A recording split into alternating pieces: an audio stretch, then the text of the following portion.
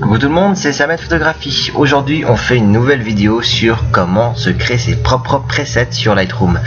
Donc du coup très simplement, donc là j'ai choisi donc une flopée de petites photos qui se ressemblent toutes. Ce que je vais faire, c'est que j'ai donc cliqué sur développement tant que je les ai choisis. Hop, je vais enlever cette petite fenêtre aussi et je choisis donc mes photos. Ce que je vais faire en fait, c'est que je vais vous montrer comment donc éditer donc plein de photos en même temps grâce au preset. Et je vais aussi vous montrer comment se créer son propre preset, le sauvegarder dans un fichier propre à lui, et justement comme ça vous pourrez l'utiliser pour les autres photos à venir dans le même genre. Donc tout d'abord ici, donc je vais réduire cette fenêtre ici, et ce que je vais faire maintenant, c'est que je vais commencer à éditer la photo. Donc ici on peut voir dans l'histogramme que la photo est très sombre. Donc ce que je vais faire, c'est que je vais monter un tout petit peu seulement, donc voilà, l'exposition. Je rajoute un petit peu aussi de contraste, très peu, environ plus 10, plus 15 maximum. Les hautes lumières, comme je vous ai montré donc dans la vidéo précédente, c'est pour regagner du détail dans les lumières, dans les hautes lumières. Donc ici on peut voir que là je regagne totalement. Par contre ça rajoute un petit peu comment on appelle ça, ça rend la photo un peu sombre. Ce que je vais faire, c'est que je vais mettre sur 1.4, voilà, histoire de pas trop faire le truc. Donc voilà, ça c'est des photos que j'avais pris lors d'une journée cosplay justement dans une université à Padang en Indonésie. Donc du coup, comme vous pouvez le voir ici, si je mets au milieu ici, on peut voir que j'ai pas beaucoup de détails dans les blancs ici, et si je descends trop, je regagne du détail. Par contre, sur le visage de la personne, le visage de la personne devient aussi, par la même occasion, beaucoup plus fade. Donc ce qu'il faut, c'est descendre de manière à regagner un petit peu de détail, mais pas trop non plus, hein. Voilà, faut pas trop abuser non plus. Voilà, donc moins 23 maximum. Pour les ombres, c'est pareil. Si je monte, je regagne un petit peu de lumière dans les ombres. Et là, je redescends. Donc du coup, c'est que je monte. Ce que je vais faire, c'est que je vais monter au maximum parce que je veux vraiment beaucoup de couleurs. Les blancs, c'est pareil, vous appuyez sur la touche Alt de votre clavier, vous cliquez sur blanc et vous regardez à quel moment vous commencez à voir les pixels qui sont brûlés justement sur votre photo. Donc plus c'est blanc, plus c'est brûlé. Donc ce qu'on va faire, c'est qu'on va prendre le premier pixel qui devient blanc, hop, il est là, pouf, on a une bonne exposition des blancs. Pour les noirs, c'est pareil. Je descends, donc plus je descends, plus ça devient jaune, et ce qui devient jaune va devenir beaucoup plus noir. Donc ce que je vais faire, c'est que je vais descendre un tout petit peu, mais pas trop. Voilà. Donc je pourrais en fait même augmenter si je veux, hein. Voilà. En fait 0 là, pour une fois, le 0 il est bien. Voilà. Ici on a la clarté. Plus on augmente, plus on va gagner du détail, pardon. Plus on descend, plus la photo va être floue. Ce que je conseille, c'est de ne pas toucher la clarté pour l'instant. C'est quelque chose que je vous montrerai dans une autre vidéo sur Photoshop, comment regagner du détail sur vos photos de manière professionnelle et non pas à augmenter bêtement cette clarté qui est vraiment ridicule sur Lightroom. Voilà.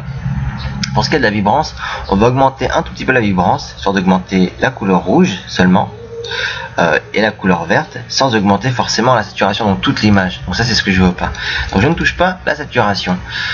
Après on a ici la netteté. Je vais l'augmenter environ à 100. Voilà, à 100 ici.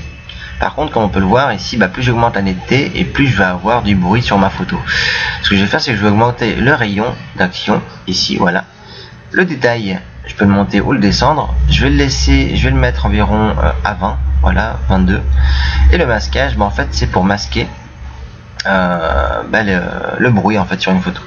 Je vais le monter environ jusqu'à 60, voilà, 65, quelque chose comme ça. La luminance, c'est pour manger justement le bruit aussi.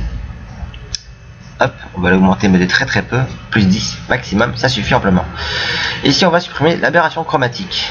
Alors, qu'est-ce que l'aberration chromatique? C'est quand vous avez en fait deux couleurs qui se chevauchent et qui en créent une troisième sur le milieu, donc sur une tranche par exemple. Je vais augmenter la grandeur de la photo ici. En revanche, pour cette photo, je l'avais déjà éditée. Ouais, donc je peux pas vraiment vous le montrer ici, c'est un petit peu dommage. Bref, c'est pas grave, je le coche quand même. Voilà. Donc grosso modo, on a fini l'édition de notre photo. Ce que je vais faire maintenant, c'est que je vais cliquer ici et je vais dans paramètres prédéfinis. Ce que je vais faire, c'est que je vais le nommer. On va l'appeler cosplay cosplay in the day. Si tu veux bien. Oh, il m'a refait la même chose qu'avant, je m'excuse. Je vais décocher le screen draw. Voilà, je m'excuse. Ah, c'est quand j'appuie sur Shift en fait qui me... Non, c'est quand j'appuie sur D. Ah. Alors non, désolé, je peux pas le nommer cosplay in the day. On va l'appeler cosplay tout court. Pouf. Et on va le placer dans un dossier, dans un nouveau dossier. On va créer un dossier spécial cosplay. Voilà. On va le nommer cosplay. Voilà, simplement. Et on le crée. On le crée ici. Et pouf. Voilà. Sur votre gauche, maintenant, vous avez ici un nouvel onglet qui est apparu qui s'appelle cosplay. Et quand vous cliquez dessus, bah vous avez justement les presets qui sont prédéfinis, donc les settings que vous avez mis sur votre droite, qui sont instantanément placés dans ce petit preset ici. Donc maintenant, si je prends une deuxième photo, on va prendre celle-là. Alors déjà, elle n'est pas droite, on va déjà la placer un tout petit peu plus verticale, voilà. Et j'appuie sur cosplay. Clic. Ah, voilà, notre photo est automatiquement éditée. Donc ce que je vais faire maintenant, c'est que je vais appuyer sur CTRL A, histoire de prendre toutes les photos, et synchroniser toutes les photos. Hop. Et là on attend. Et là on peut voir que petit à petit, toutes les photos s'éditent les unes après les autres avec le preset que l'on a créé. Tout simplement, voilà. Et pour vous montrer, je vais appuyer sur le petit Y ici pour faire une comparaison du avant et du après. Hop. Hop. Alors bien évidemment, toutes les photos se ressembleront dans le sens par rapport à la couleur, par rapport à la lumière, etc., etc. Mais par exemple, si vous dans votre caméra, vous n'avez pas forcément les mêmes settings pour toutes les photos, évidemment, il va falloir faire le nécessaire pour regarder après, une fois que vous avez fait toutes les photos, de regarder les unes après les autres et de savoir si par exemple, ah bah tiens, celle-là, elle a beaucoup trop d'exposition, on va la descendre un tout petit peu. Par exemple, les ombres, bah, elles sont trop ouvertes. On va le descendre un petit peu plus, etc., etc. Donc ça, c'est vraiment après à vous à regarder toutes les photos les unes après les autres, histoire de ne pas faire non plus de la caque, hein. Donc là, je vais descendre ici aussi. L'exposition, je vais la descendre aussi un petit peu, etc., etc. Donc voilà, ça, c'est vraiment le moyen le plus facile pour vous d'éditer vos photos. Ah bah voilà, tiens, une photo de moi avec la cosplayeuse ici. On va descendre un tout petit peu, voilà. Donc du coup, comme je vous ai dit, c'est très facile de se créer son propre preset. En partant de là, vous pouvez imaginer en fait le nombre illimité de choix que vous avez en fait dans vos presets. Si vous voulez créer des presets avec des filtres et autres patati et patata, c'est totalement faisable. Par exemple, là je prends un filtre, je vais le placer comme ça, je veux une teinte, on va dire de bleu. Alors évidemment, c'est pas réaliste, hein, mais on s'en fout. Hop. Et là, je veux sauvegarder ça en termes de preset. J'ai oublié de cocher un filtre gradué. Voilà. Alors attention à ne pas oublier de cocher cocher toutes les petites cases. Hein. Voilà, forcément. Alors on va l'appeler bleu cosplay. Voilà, pouf. Créer. Alors maintenant on a un qui s'appelle bleu cosplay. Je vais tout sélectionner. CTRL A. Et je vais cliquer dans bleu cosplay. Voilà. Et là, normalement, toutes les photos, les unes après les autres, sont censées s'éditer avec ou pas. On va y arriver. Ouf. Oh là là. Alors, attendez.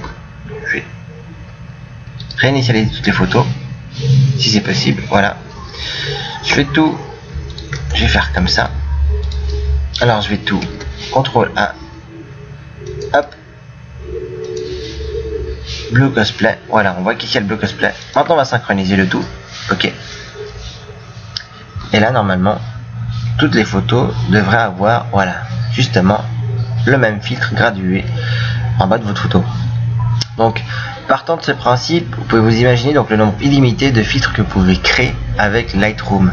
Alors clairement c'est à vous de savoir ce que vous voulez faire, hein. Si vous voulez des trucs qui soient, on va dire, réaliste, pas réaliste, peu importe, vous avez vraiment un choix illimité de couleurs et de presets différents que vous pouvez créer pour vos photos, pour avoir justement un rendu plus artistique, etc., etc. Voilà, moi je m'arrête là. j'espère que vous aurez compris le principe des presets. Donc surtout une chose que j'aimerais vous dire en fait, c'est de ne pas acheter de filtres à la con que vous pouvez trouver sur internet quand vous pouvez les créer par vous-même. Parce que les mecs qui vendent les presets, clairement, ils font ça toute la journée. Ils sont là, ils tripotent leurs photos, ils regardent, tiens, je vais mettre un filtre ici de cette couleur là, avec ça, avec cette couleur ici, avec ça, nanana, pouf, hop, je vais mettre un autre ici, tac, etc., etc. Et c'est ce qu'ils font en fait donc dans les presets. Donc surtout, n'achetez pas de presets quand vous savez que vous pouvez les créer vous-même en fait. Voilà, s'il vous plaît, quoi. Soyez un petit peu intelligent. Voilà, donc du coup moi je vais m'arrêter là. J'espère que vous aurez compris le principe des presets et comment les sauvegarder, comment les créer, comment les nommer, où les placer, etc., etc. Puis moi je vous dis à la prochaine pour une nouvelle vidéo. Ciao tout le monde.